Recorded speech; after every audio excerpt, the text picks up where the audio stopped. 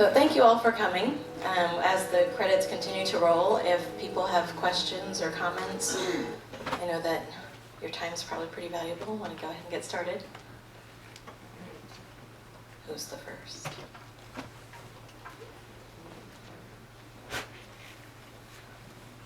Yes? Do many of the kids get adopted? Well, that's one of the things I think that you see here. There are a few impressions about the U.S. that aren't really very realistic, right? You have kids who are 17, 16 that think that they'll be adopted when they come. Now, with this film and with Facebook and all kinds of social media, there were multiple offers. But then you have to wonder, you know, how many of those offers are serious, and there's a whole other set of issues to be concerned with the children's welfare. So of the children in the film, nobody was adopted, though Kevin was granted asylum, and he has been in the foster system.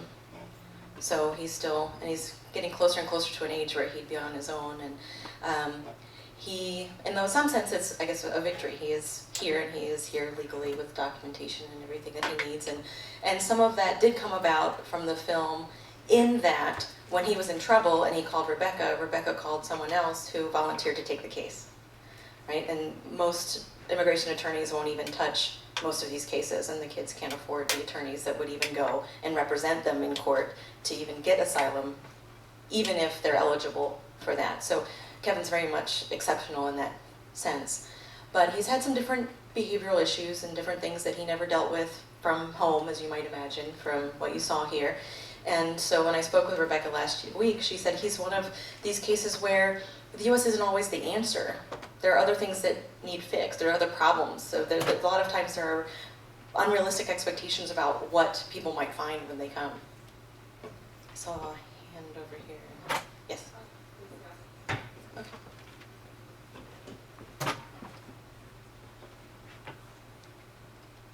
Don't be shy. Laura. Stephanie, tell us about making the film.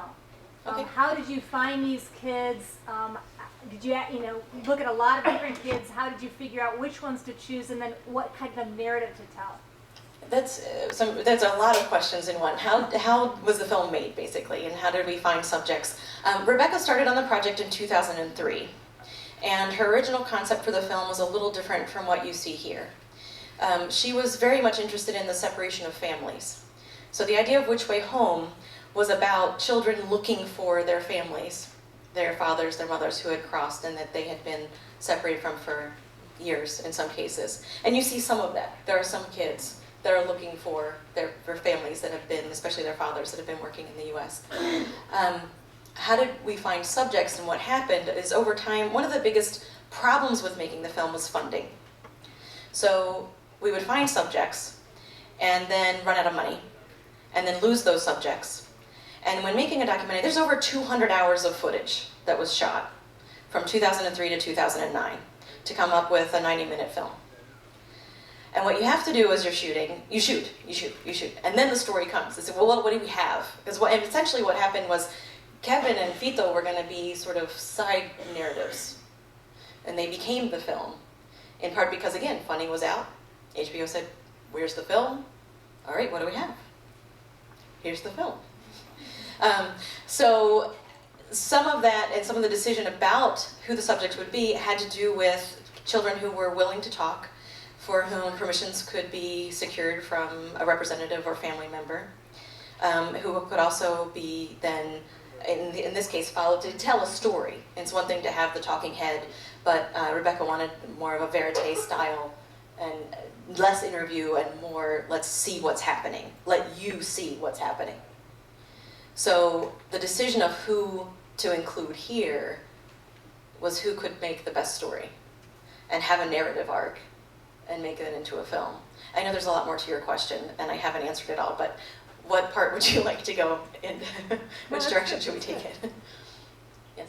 How was it like filming with the camera and the people who actually were following the kids? How easy was that to do? Or the So how easy was it to follow the kids with the camera? Well, for example, on the train, and I myself was not on the train, I was safe in an office in Mexico City watching hours and hours of footage and writing down what was happening, and the camera angle does this and does that, and at exactly 11.0504 there was like an extreme close-up of this person, so I was logging and writing all these things down that help an editing process. The camera crew was on the train probably about 24 hours total. And it was basically 3 people, Rebecca, a cameraman, and a sound specialist. And there were some harrowing moments when the sound man almost fell off the train at one point, and another point where he was kidnapped briefly, where they had gotten off the train and they were going to go meet up at a different spot, and there Rebecca was, she's like, he is always late, he was just here, he was just behind me. Where is he? And she's all mad at him, and she's about to tell him off, and they're waiting, and they eventually get a phone call, and it's something kind of guarded of, everything's okay, but. And so what had happened is they're on the trains, and they have these cameras, and there's a lot of different powers and different gangs that are in some spaces and have more control over what's happening with the trains, and they didn't know if this is sort of, a friendly group or not. And so 2 things happened. First of all, as he's there and being held, he has held hostage, yeah, he's kidnapped. Hard to, make light of something like that, right? Trying to laugh a little bit, but it's not very funny. That he started showing them how the equipment worked. Right? So he's teaching them how to use the sound equipment. And then someone who had been on the train with the crew came by and said, they're fine, let them go. And that was it. But there were definitely different moments along the way. Getting onto the train, for example, as you can see, it doesn't always stop. They did try to get on and off the train as safely as possible, and their safety was certainly important, and always the children's safety was first. So in any kind of filming situation, there's when you see the kids in Mexico City and they'd been robbed. Before that, they had heard that something might go on, and Rebecca's first instinct was, this is going to be a great, they'd heard this, the train's going to get hit, and they thought it was going to get hit as it did by authorities. They thought, well, this is going to make great film. And then said, wait a minute, we can't do that. We can't, if we're there with our equipment, we might well put these kids in danger, and put ourselves in danger.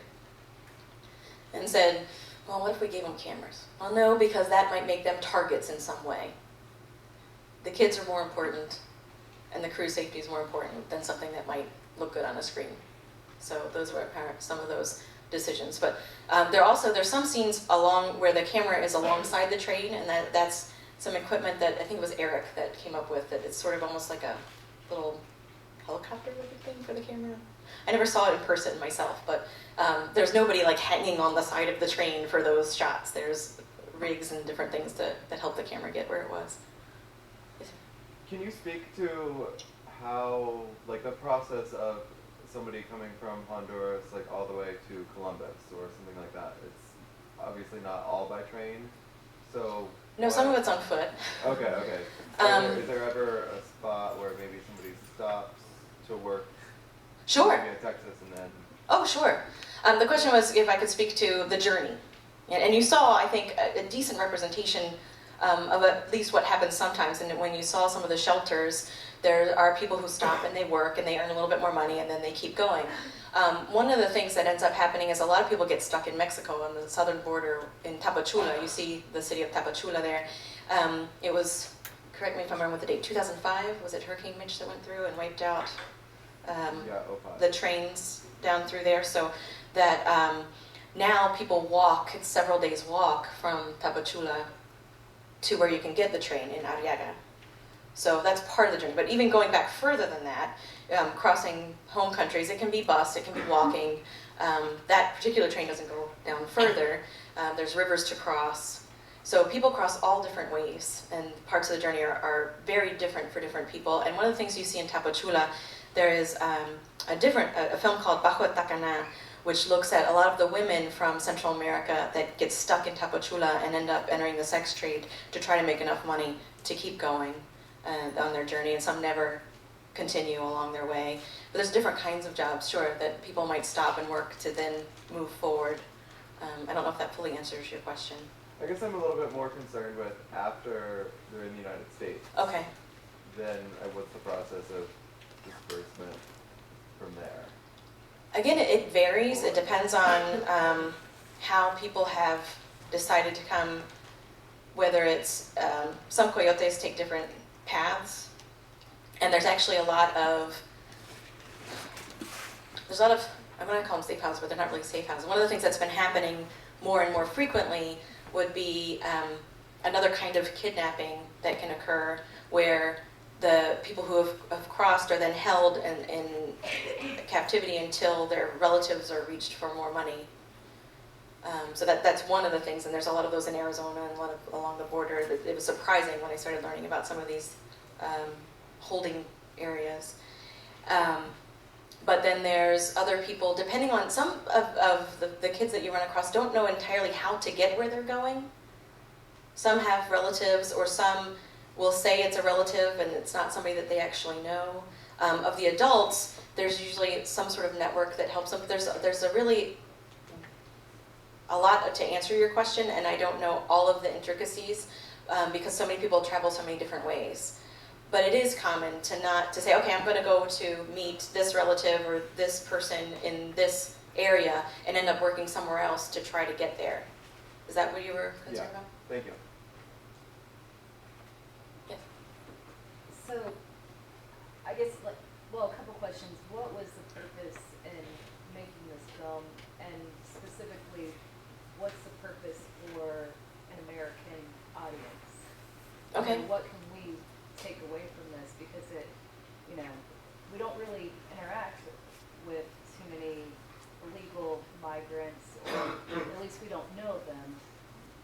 So what's the purpose for making the film, and what's the purpose for an American audience? Mm-hmm. The purpose for making the film is to absolutely put a human face on the issue of immigration, which is so often talked about in terms of numbers, in terms of very dehumanizing rhetoric and policies. So the purpose, and Rebecca said it multiple times, is to put a human face on immigration, and specifically to talk about an issue that many people don't know happens, the use of this train of unaccompanied child migrants, and also within Mexico, within the countries involved here, they don't necessarily know about this kind of passage and some of those issues. You asked about specifically for a U.S. audience, what we would hope to take away. I'm reticent to tell you exactly what to take away, because I hope that basically what we would like is for you to take the time that you've given us here and to maybe see something you didn't see before, so that when the next time the topic of immigration comes up, you can think about Freddy or Olga or Kevin or any number of the kids that you see here and say, we're talking about human beings, and think about the issues a little bit more. Because I think a lot of what we get is oversimplified, there's a lot of misinformation, and there's a lot of reaction that forgets that we're talking about people, that we're talking about human beings. So if there's one thing that I'd like you to take away, it would be that there are human beings involved in the immigration process, and these are some of them.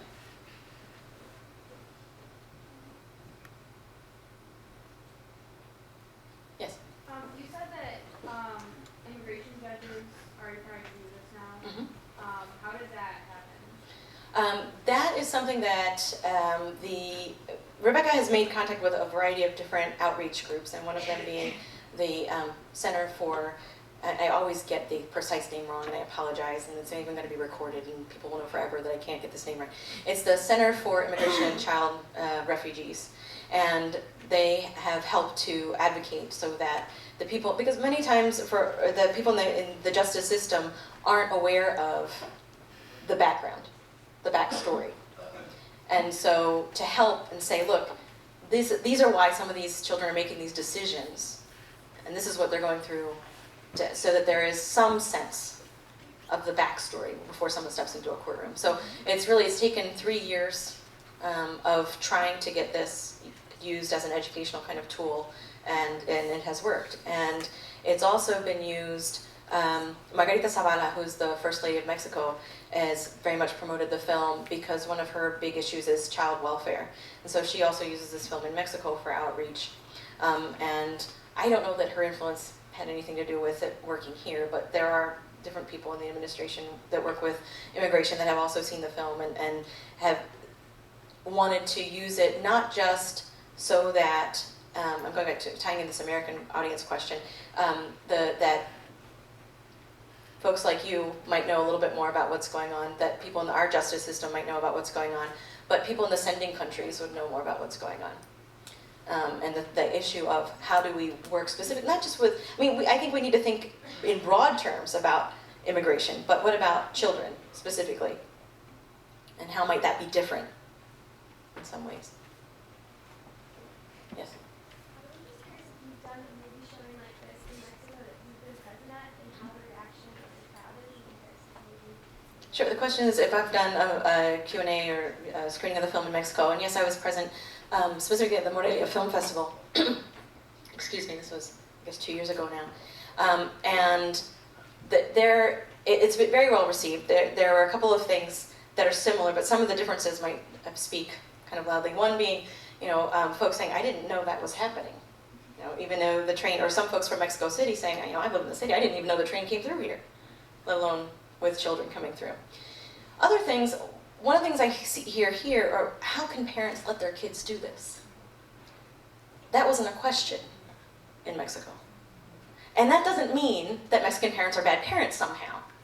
It's a different understanding of the necessity. It's a different understanding of saying, we need to eat. We need, to look at life in a way that we're so fortunate and sheltered. Right? So to be able to judge parenting that's going on, and we do see some bad parenting, right? Kevin's stepfather is not going to win a parenting award no matter what country he's in.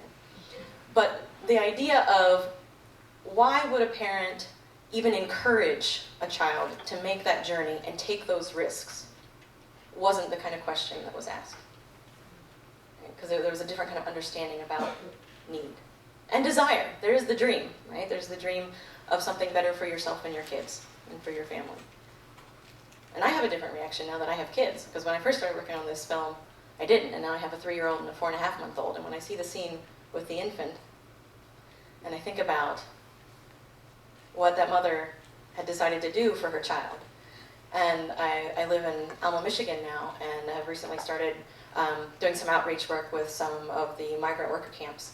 And I took my daughter with me, because there were some kids, there's more kids than there used to be at this one particular camp. And I was talking about how she was born in Mexico. And the first question I got was, how'd you cross her? And I had this moment of, this reality is so different from mine. Well, we went to the embassy and we registered her as a US citizen and we got on an airplane and here we are. So there's, being in different places and different audiences, there are certainly different reactions, and I myself have different reactions to the film after different experiences and being in different places too. Are there questions or comments?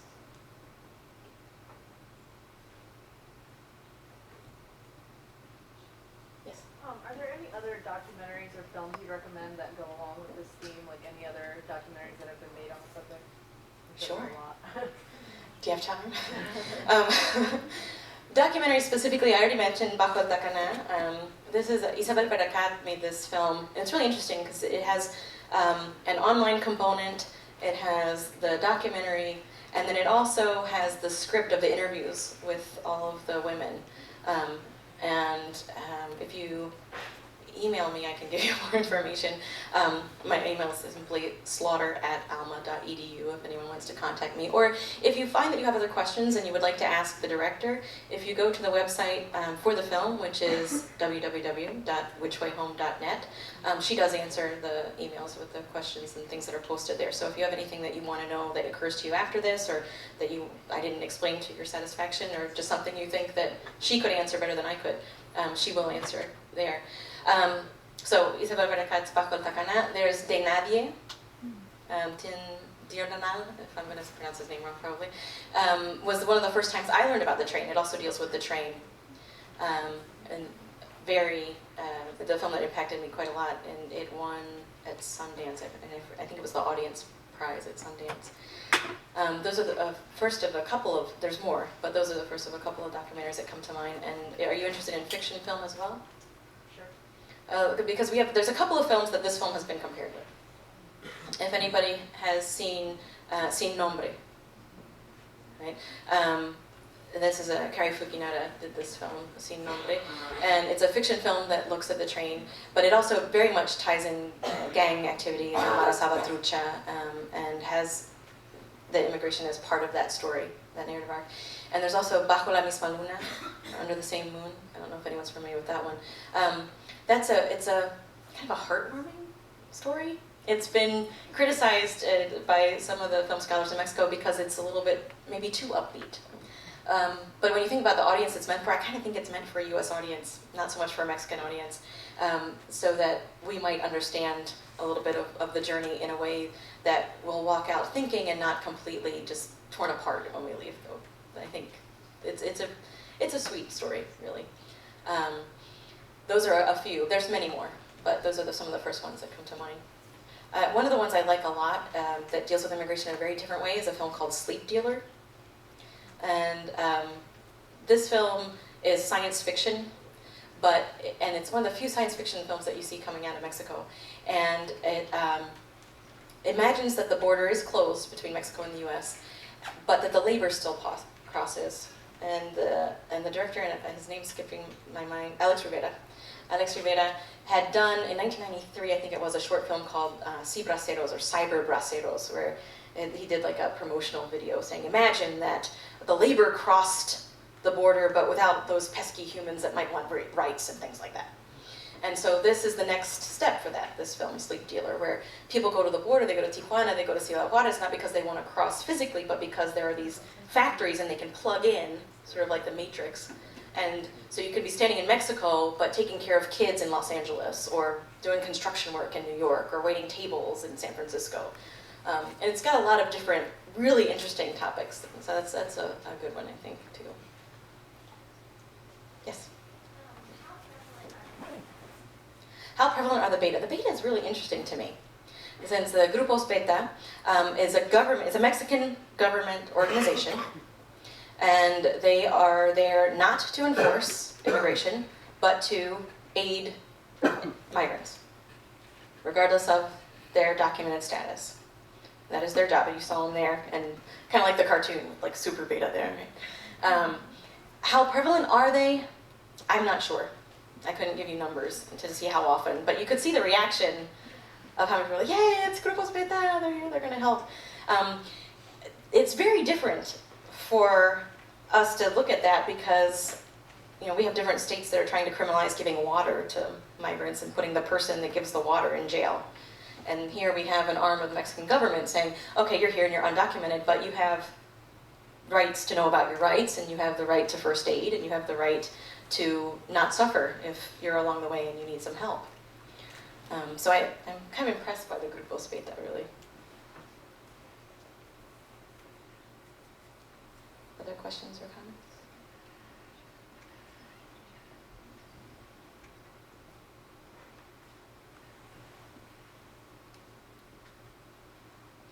Then maybe I'll just tell a little story about something that didn't make the film. So I got to go on vacation in Tapachula, and it was really eye-opening for me, because I'm a film scholar. I'm not a filmmaker. I write about films that other people make and analyze the framing and why this means that and what it might possibly implicate about the subaltern and these different things that we talk about in academies, right? So this is the first time I was making a film and seeing all that goes into it. And we were in Tapachula. Going to the question of how you find subjects, this is one of the ways we find subjects, that there are different aid shelters and DEEF shelters. It's a part of the Department of, the Mexican government has shelters for children. And Rebecca had contacts in different places, and they would call and say, we have a child here who's willing to talk to you. If you can come, you can talk to them. So we flew to Tapachula. She got the call, and we got on a plane that day and flew to the next day to Tapachula. And the young lady who was 9, by the time she got to Tapachula, she was no longer able to talk. And one of the jobs of the consuls there, at the Nicaraguan consul, and wonderful, wonderful man, and their job is to represent the children. And so he said, you know, you can't talk to her. we don't know what happened between where she was shipped somewhere else, and not Tapachula. Something happened along the way, and she was no longer talking. And again, it was very important to us that the children's welfare be put first. So if someone is not in a state to talk, we weren't going to force the issue. But the same consul said, but there's another family, and they're in a deep shelter, and they'd be happy to talk to you. And these were brothers and sisters. The oldest was 12. We had 12, 11, and 9. They had crossed Central America and gotten up into Mexico and were abandoned by their coyote and picked up by immigration. And they were in Tapachula awaiting deportation. And we met them at the deep shelter, and they were having a great time. The shelter, you see here detention centers. And where they're playing basketball, that's more like the deep shelter, where there's some outdoor space. I won't say summer camp, it's not quite that. But there's outdoor time, and they had some schooling, some different things. And the kids just impressed me. I couldn't imagine what they'd gone through to get to where they were. And their mother had been working in Los Angeles legally. She had all the papers for 7 years. She hadn't seen this daughter, the 9-year-old, was 2 the last time she saw her. And this little girl started crying when she's thinking about it, but she just wanted to see her mom. They had been living with their grandmother, and their grandmother died. So her mom sent for them. And being legally in the US, she would have been able to send for them legally. But most people don't know what those rights are and are afraid to ask about them. You can think about a lot of legislation states that might be geared towards undocumented folks, but then people who are here legally get nervous too. And I count my husband, who's Mexican, among those people. He was nervous about some legislation going on in Michigan, and he has a PhD from Ohio State. So yeah, both Ohio State grads. But the other thing that I've learned is the waiting list.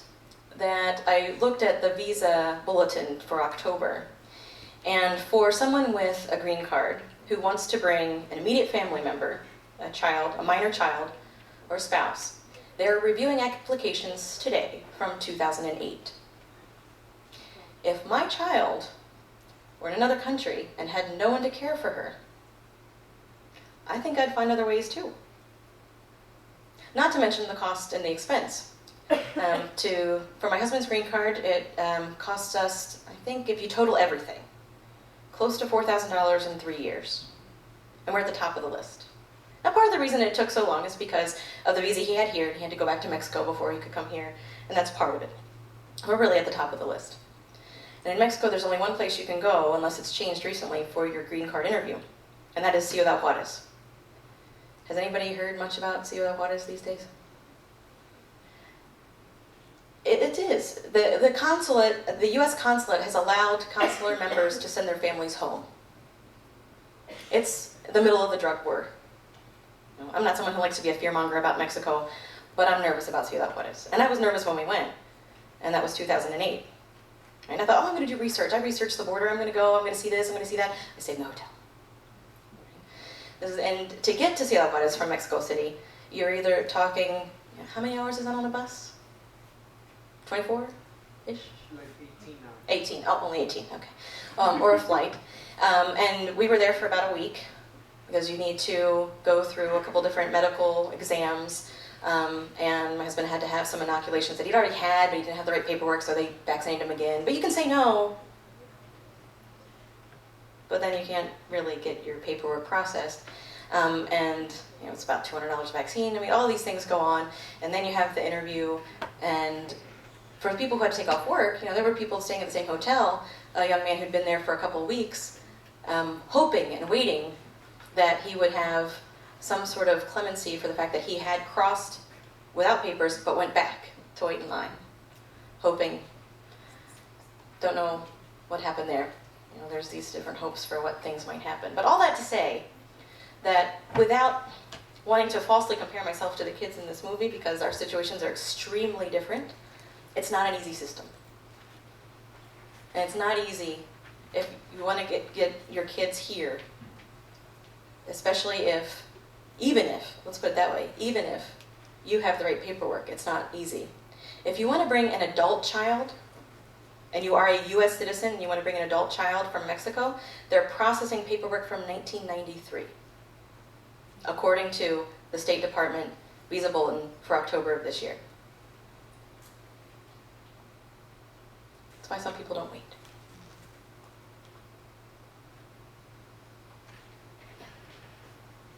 At the end of the movie, it said that you guys didn't know, but did you ever find out about those two young kids, Freddy and Olga? Freddy and Olga, everybody wants to know about Freddy and Olga. We don't know where they are. They were traveling with a coyote.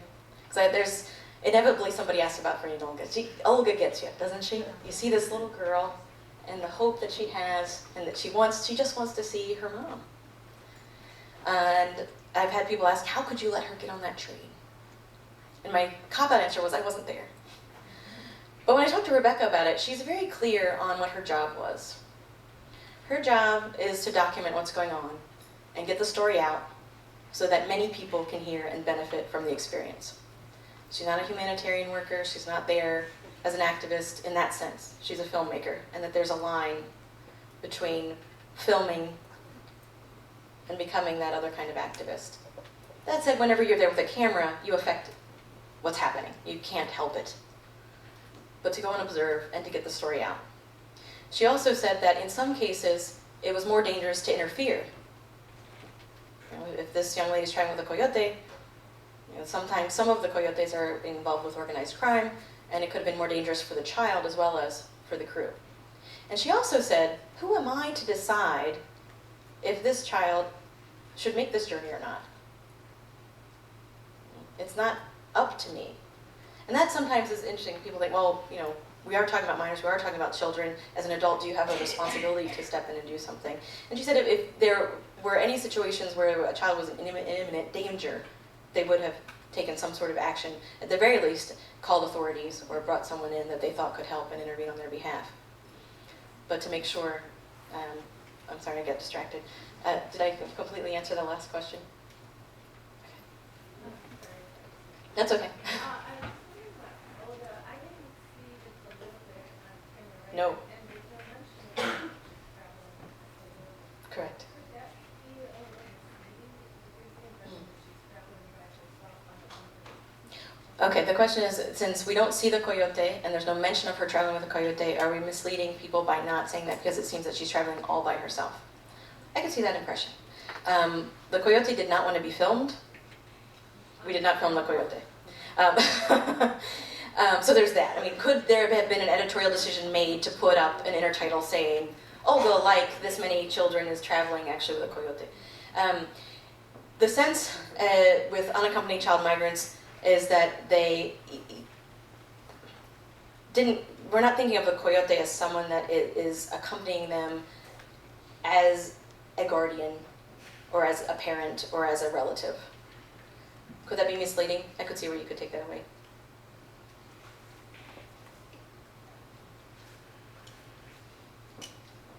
I'm coming up to save the end. Yeah. That's the last. If there are no further questions, could you guys please join me in thanking Dr. Slaughter?